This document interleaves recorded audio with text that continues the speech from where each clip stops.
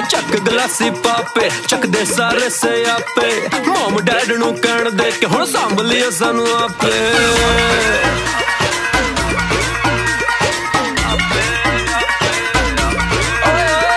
ਚੱਕ ਗਲਾਸੀ ਪਾਪੇ ਚੱਕਦੇ ਸਾਰੇ ਸਿਆਪੇ ਮਮ ਡੈਡ ਨੂੰ ਕਹਿਣ ਦੇ ਕਿ ਹੁਣ ਸੰਭ ਲਿਓ ਸਾਨੂੰ ਆਪੇ ਪੀਣੀ ਲਿਮਿਟਲੈਸ ਨਾ ਕੋਈ ਸਟ੍ਰੈਸ ਬਸ ਚਿੱਕੜ ਚਿੱਕੜ ਖਾਈਦਾ